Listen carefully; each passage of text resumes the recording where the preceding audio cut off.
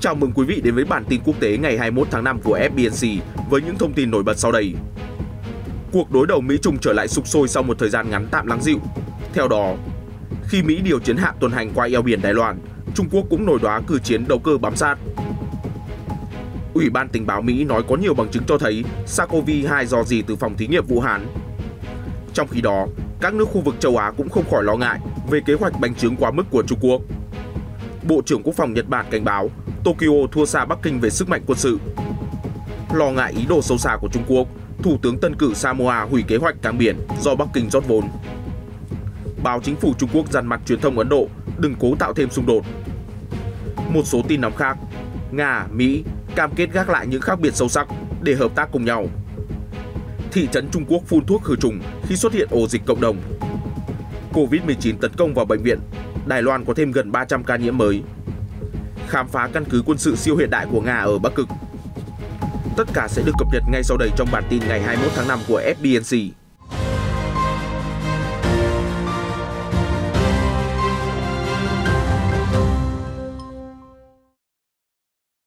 Biển Đông giữa tuần này lai dậy sóng trước màn bám đuôi kịch tính giữa tàu chiến Mỹ và chiến đấu cơ Trung Quốc. Cũng như một lần nữa, hòn đảo Đài Loan lại nổi lên như một quân bài để hai đại kình địch phô trương thế lực. Cụ thể, Mỹ đã cử tàu khu trục mang tên lửa dẫn đường USS Curtis Wilbur đi qua eo biển Đài Loan. Ngay lập tức, Bộ Tư lệnh Quân đội Giải phóng Nhân dân Trung Quốc PLA đã cử lực lượng theo dõi và giám sát chặt chẽ tàu chiến của Mỹ suốt toàn bộ hành trình. Trong tình trạng cảnh giác cao độ để đối phó với bất kỳ động thái đe dọa hay khiêu khích nào, Thời báo Hoàn Cầu trích lời chuyên gia quân sự Trung Quốc cho rằng hoạt động giám sát tàu Mỹ của PLA cho thấy Bắc Kinh muốn thể hiện quyền kiểm soát hoàn toàn khu vực. Mặc dù phát ngôn viên của quân đội Trung Quốc không nói chi tiết về lực lượng được triển khai giám sát, nhưng máy bay chống ngầm Y-8 của PLA với trang bị hệ thống radar tìm kiếm trên mặt biển cho phép phát hiện và theo dõi các tàu hải quân Mỹ ở khoảng cách xa, được cho là đã xuất kích làm nhiệm vụ giám sát. Bên cạnh đó, các chuyên gia cũng cho rằng quân đội PLA có khả năng cũng triển khai các tàu khu trục hoặc khinh hạm để bám đuôi Mỹ. Thượng tá Giang Chun Hui, người phát ngôn của Bộ Tư lệnh Chiến khu Đông Bộ của PLA đã lên tiếng chỉ trích rằng hành động của Mỹ đang gửi đi tín hiệu sai lầm cho các lực lượng ủng hộ độc lập ở Đài Loan, cố tình xáo trộn tình hình khu vực cũng như đe dọa nền hòa bình và ổn định ở eo biển Đài Loan. Tuy vậy, phía Hoa Kỳ lại tuyên bố việc tàu Mỹ quá cảnh qua khu vực này là một thông lệ bình thường nhằm thể hiện cam kết của Mỹ về một khu vực Ấn Độ Dương-Thái Bình Dương tự do và rộng mở. Hải quân Mỹ nhiều lần còn khẳng định sẽ tiếp tục bay qua, đi qua và hoạt động ở bất cứ đâu mà luật pháp quốc tế cho phép. Trong khi đó, tờ Hoàn Cầu Thời báo dẫn lời một chuyên gia quân sự tại Bắc Kinh phân tích rằng tàu chiến Hoa Kỳ rõ ràng có nhiều tuyến đường khác để đi ngoài việc đi qua eo biển Đài Loan, nhưng họ cố tình chọn phương án này để thể hiện sự ủng hộ Đài Loan. Truyền thông hòn đảo cũng cho biết đây là lần thứ 5 tàu chiến Mỹ đi qua eo biển dưới thời chính quyền Tổng thống Mỹ Joe Biden. Thủ tướng Nhật Bản Yoshihide Suga và Tổng thống Philippines Rodrigo Duterte hôm 19 tháng 5 đã thống nhất hợp tác chặt chẽ để đảm bảo hòa bình và ổn định khu vực châu Á-Thái Bình Dương giữa lúc Trung Quốc ngày càng có nhiều hành động quân sự hung hăng. Trong cuộc điện đàm 20 phút, Thủ tướng Suga cam kết viện trợ 20 tỷ yên cho chính phủ Philippines để chống lại Covid-19, bao gồm phát triển hệ thống phân phối dây chuyền lạnh nhằm cung cấp vaccine cho các địa phương. Thủ tướng Suga cũng bày tỏ sự bất bình đối với những nỗ lực đơn phương của Trung Quốc nhằm thay đổi hiện trạng trên Biển Đông và Biển Hoa Đông. Hai nhà lãnh đạo thể hiện mối lo ngại sâu sắc đối với sự phát triển, bành trướng gần đây của Hải quân Trung Quốc, đặc biệt là luật mới của Bắc Kinh có hiệu lực cho phép hải cảnh nước này sử dụng vũ khí chống lại tàu nước ngoài. Thủ tướng Suga từng lên kế hoạch đến thăm Philippines hồi đầu tháng, nhưng phải hủy bỏ vì số ca nhiễm Covid-19 ở Nhật tăng lên đột biến. Bộ trưởng Quốc phòng Nhật Bản Nobuo Kishi hôm 20 tháng 5 cho rằng Tokyo cần phải tăng tốc gấp gáp hơn trong việc hiện đại hóa quân sự để đương đầu với sức mạnh ngày càng lớn của Bắc Kinh. Ông Kishi cảnh báo khoảng cách chênh lệch về sức mạnh quân sự giữa Nhật Bản với Trung Quốc đang tăng lên theo từng năm.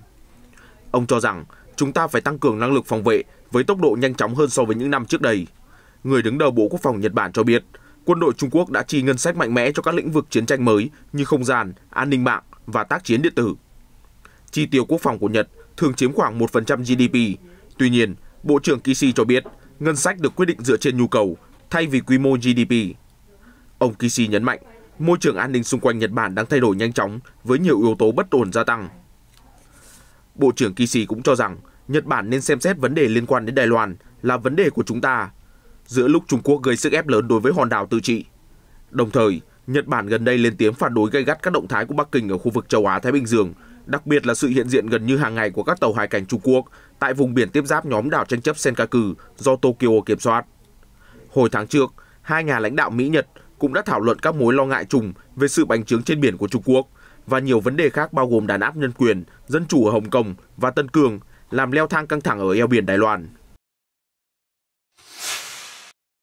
Bà Phiem Naomi Mataafa, người sắp trở thành tân thủ tướng của quốc đảo Samoa ở Thái Bình Dương cho biết sẽ hủy bỏ kế hoạch xây cảng biển 100 triệu đô la do Bắc Kinh hậu thuẫn. Nữ lãnh đạo Samoa cho rằng dự án có quy mô quá lớn so với đất nước nhỏ bé như Samoa, vốn đã gánh nợ Trung Quốc nặng nề.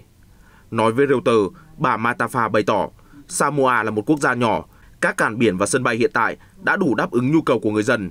Thật khó tưởng tượng chúng tôi sẽ cần một hải cảng quy mô như dự án đã được Trung Quốc đề xuất, trong khi có nhiều dự án khác mà chính phủ cần ưu tiên hơn.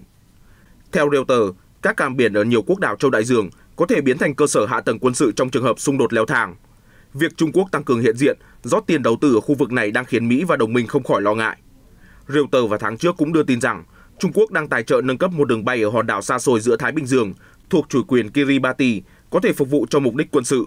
Điều đáng nói là Kiribati từng duy trì quan hệ thân thiết với Washington và quân đội Mỹ, cũng có thời gian đóng quân quy mô trên một số đảo của nước này. Các nghị sĩ Cộng hòa thuộc Ủy ban Tình báo Hạ viện Mỹ cho biết có những bằng chứng hoàn cảnh đáng chú ý cho thấy COVID-19 bắt nguồn từ sự cố rò rỉ tại Viện Virus học Vũ Hán. Nhóm nghị sĩ kêu gọi chính phủ liên bang gây áp lực mạnh mẽ hơn đối với Trung Quốc để tiến hành một cuộc điều tra toàn diện, đáng tin cậy về nguồn gốc đại dịch. Quan chức cấp cao Devin Nunes của Ủy ban Tình báo Hạ viện và các đồng nghiệp Đảng Cộng hòa đã công bố báo cáo vào hôm 19 tháng 5. Đài Fox News dẫn báo cáo có đoạn viết rằng việc điều tra các chuyên gia y tế và chính phủ Mỹ là rất cần thiết để hiểu nguồn gốc COVID-19, nhằm tìm biện pháp ngăn chặn hoặc giảm thiểu tác động của các đại dịch trong tương lai. Tuy nhiên, nỗ lực toàn cầu nhằm khám phá nguồn gốc thật sự của virus đã bị cản trở bởi sự thiếu hợp tác của Trung Quốc. Dù vậy, nhiều bằng chứng hoàn cảnh đáng chú ý dấy lên lo ngại nghiêm trọng rằng COVID-19 có thể bùng phát từ Viện Virus học Vũ Hán. Các nghị sĩ Cộng hòa chỉ ra các phòng thí nghiệm Trung Quốc từng có tiền lệ làm rò rỉ virus gây ra dịch bệnh. Đồng thời, từ tận năm 2017, các nhà ngoại giao Mỹ ở Trung Quốc đã cảnh báo phòng thí nghiệm Vũ Hán lúc bấy giờ đã thực hiện nhiều nghiên cứu nguy hiểm đối với virus corona mà không tuân theo quy định an toàn, làm đe dọa bùng phát đại dịch. Các nghị sĩ Cộng hòa đã chỉ ra một số báo cáo công khai cho thấy nhiều nhà nghiên cứu ở phòng thí nghiệm Vũ Hán đã đổ bệnh với triệu chứng giống như COVID-19 vào mùa thu năm 2019. Mặt khác, quân đội Trung Quốc cũng có liên quan đến phòng thí nghiệm này. Lá thư của Ủy ban Tình báo Hạ viện kêu gọi các cơ quan tình báo Mỹ tổng hợp mọi thông tin về nguồn gốc COVID-19, yêu cầu tất cả các báo cáo mà phòng thí nghiệm Vũ Hán và quân đội Trung Quốc có thể đưa ra. Lá thư đặt ra hạn chót là ngày 31 tháng 5 để tổng hợp các thông tin như trên, sau đó sẽ hối thúc chính phủ Mỹ thực hiện một cuộc điều tra triệt để. Báo Trung Quốc mới đây lại vừa tố cáo truyền thông Ấn Độ đang dùng chiêu trò thổi phồng sự việc để công kích Bắc Kinh. Theo đó, thời gian qua, tờ India Today trích dẫn một nguồn tin giấu tên đã cập nhật tình hình quân đội Trung Quốc quay trở lại các khu vực tập trận gần phía đông Ladakh và cho biết các lực lượng Ấn Độ cũng đã phải củng cố trở lại vị trí của họ trong khu vực. Tờ Hoàn Cầu Thời báo của Trung Quốc sau đó đã tiết lộ về nguồn tin mật thu nhập từ Ấn Độ cho thấy cứ vào mỗi mùa hè, quân đội cả hai nước Ấn Độ và Trung Quốc sẽ triển khai ở các khu vực biên giới, bao gồm các cuộc tập trận thường xuyên, xây dựng đường xá và cơ sở hạ tầng. Tuy nhiên, kể từ khi biên giới bế tắc, bất kỳ hành động nào dọc theo biên giới sẽ được chú ý. Do vậy, các chuyên gia Trung Quốc đã lên tiếng cảnh báo Ấn Độ không nên đánh giá sai tình hình và gây ra một vòng xung đột mới, đồng thời nhắc nhở đất nước không sử dụng sai nguồn lực của họ và những chuyện không đáng, trong bối cảnh dịch COVID-19 vẫn đang hoành hành nặng nề tại New Delhi. Tiếp theo là một thông tin đáng chú ý về mối quan hệ thân thiết Trung-Nga thời gian gần đây. Hoàn Cầu Thời báo cho biết, vào hôm thứ Tư ngày 19 tháng 5, Chủ tịch Trung Quốc Tập Cận Bình và Tổng thống Nga Vladimir Putin đã có cuộc họp trực tuyến trùng với thời điểm lễ khởi công 4 lò phản ứng hạt nhân tiên tiến chạy bằng công nghệ hạt nhân thế hệ thứ 3 của Nga tại Trung Quốc. Các nhà quan sát nhận định, việc khởi công xây dựng 4 lò phản ứng hạt nhân mới được coi là dự án hợp tác năng lượng hạt nhân Trung-Nga lớn nhất từ trước đến nay, đánh dấu cột mốc quan trọng trong hợp tác năng lượng hạt nhân Trung-Nga và cũng là bằng chứng cho thấy hai nước đang xích lại gần nhau hơn. Trong bối cảnh cùng đối mặt với các lệnh trừng phạt và hạn chế leo thang từ Hoa Kỳ. Được biết, hợp tác hạt nhân có ý nghĩa chiến lược to lớn do liên quan trực tiếp đến an ninh năng lượng và an ninh quốc gia, cũng như quản trị toàn cầu và những thách thức như biến đổi khí hậu.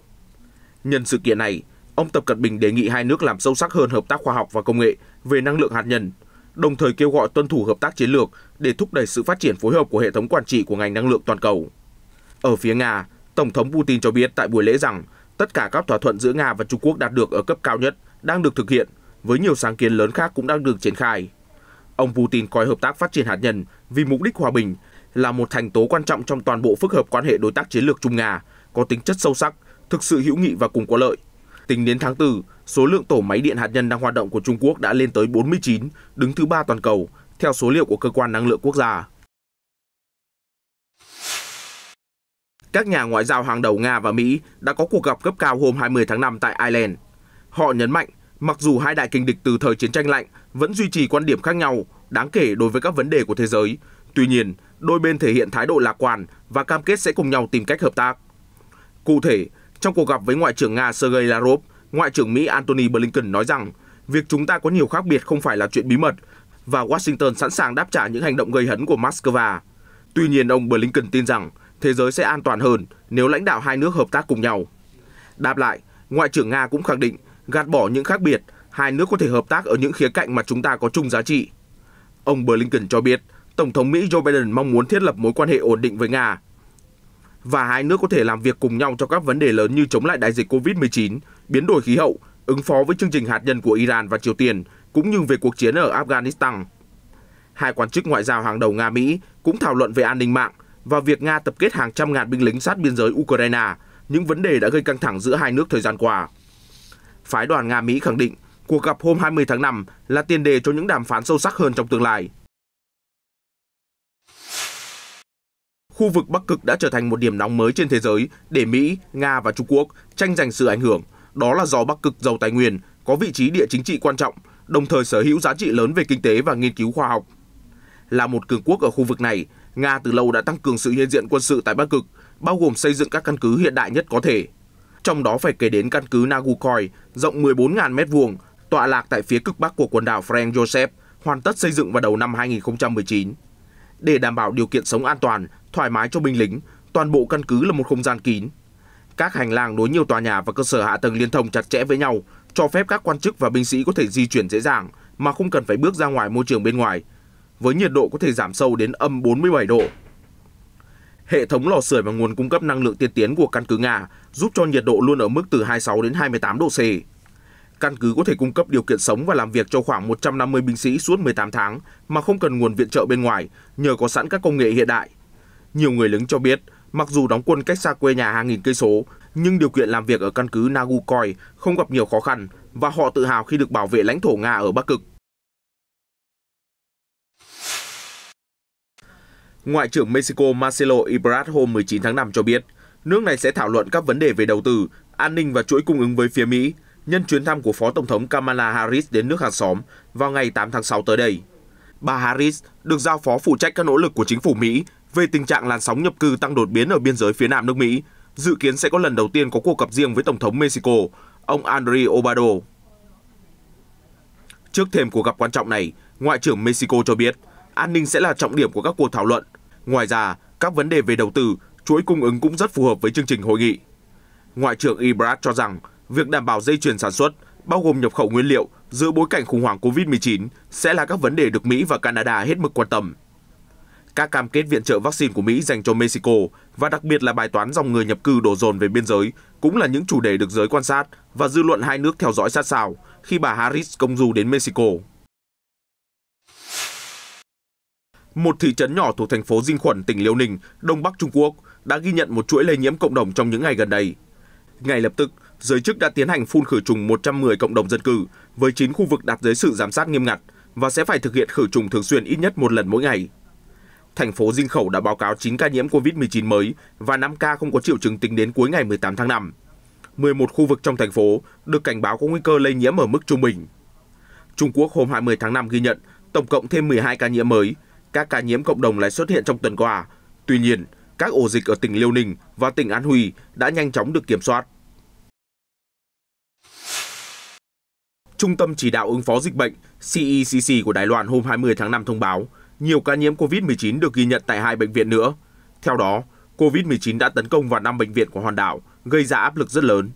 Tuy nhiên, CECC trấn an công chúng rằng tình hình dần được kiểm soát, trong khi nguy cơ lây nhiễm trong cộng đồng cũng đã giảm xuống. Đài Loan hôm 20 tháng 5 ghi nhận thêm 295 ca nhiễm COVID-19 và một bệnh nhân tử vong. Đây là ngày thứ 6 liên tiếp hòn đảo có hàng trăm ca nhiễm mới mỗi ngày, bắt đầu từ hôm 15 tháng 5 với 185 trường hợp mắc mới. Trước đó, Đài Loan ghi nhận từ vài ca đến vài chục ca nhiễm COVID-19 trong ngày, được cộng đồng quốc tế ca ngợi về thành quả chống dịch. Giới chức hòn đảo đang đứng trước bài toán khó về chống đợt bùng phát dịch mới khi việc xét nghiệm và tiêm phòng đều có dấu hiệu đang chững lại.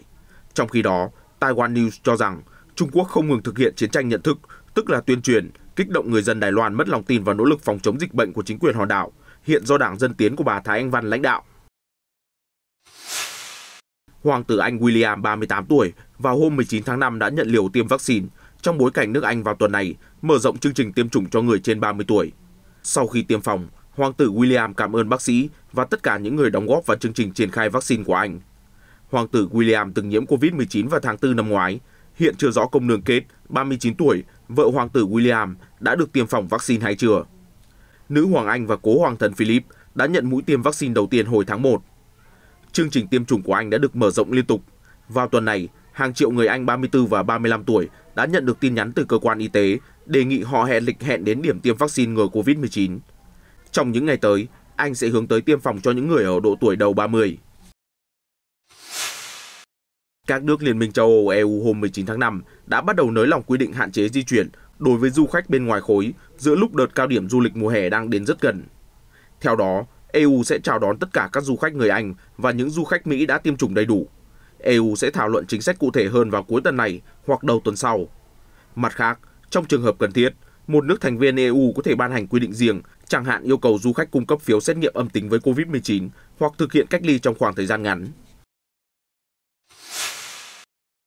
Tại miền Bắc nước Ý, sau khi các công nhân rút hồ nước Resia, tàn tích một ngôi làng nhỏ dưới hồ lần đầu tiên được phát hiện, đánh dấu cột mốc 71 năm kể từ khi nó được nhìn thấy.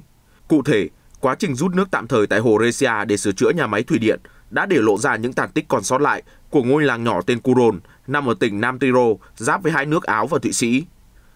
Trước khi bị làm ngập để xây nhà máy thủy điện, làng Curon đã từng là nơi sinh sống của 900 người cùng 160 hộ gia đình xung quanh. Tiến trình rút nước đã diễn ra vài tháng trước và đến tháng 4, khu vực xung quanh hồ đã hoàn toàn khô cạn. Ông Thomas Bunter thuộc Văn phòng Du lịch Nam Tyrol cho biết, do các khách sạn trong tỉnh đã đóng cửa nhiều tháng trong mùa dịch, nên không ai biết tới sự xuất hiện của những tàn tích cho đến khi khách du lịch quay trở lại nước Ý. Tuy được nhìn thấy tàn tích của những ngôi nhà, bậc thềm và tầng hầm vẫn còn sót lại của làng Curon là một cơ hội hiếm có, nó sẽ không kéo dài lâu do nước đã bắt đầu được bơm vào hồ. Và chỉ trong vài tuần tới, hồ Resia sẽ được lấp đầy, khiến ngôi làng Curon một lần nữa ẩn mình dưới nước. Sau khi bị phá hủy, ngôi làng được xây lại trên một ngọn đồi gần đó và trở thành nơi sinh sống của khoảng 700 người. Những tàn tích bên dưới hồ kể từ đó được gọi là làng Curon cổ. Sự xuất hiện của làng Curon còn là nguồn cảm hứng cho một loạt phim kinh dị của Netflix phiên bản Ý có tựa đề Curon, phát hành vào tháng 6 năm 2020. Hồ Resia ở Đức là một địa điểm nổi tiếng với khách du lịch, lý tưởng cho việc vừa tản bộ vừa ngắm cảnh đẹp. Thông tin vừa rồi đã khép lại bản tin quốc tế hôm nay. Cảm ơn quý khán giả đã theo dõi. FBNC sẽ tiếp tục cập nhật những thông tin mới nhất và nóng nhất xoay quanh các diễn biến xảy ra trên toàn cầu. Hãy bấm theo dõi FBNC ngay hôm nay để luôn đồng hành cùng chúng tôi trong các bản tin tiếp theo. Xin chào và hẹn gặp lại!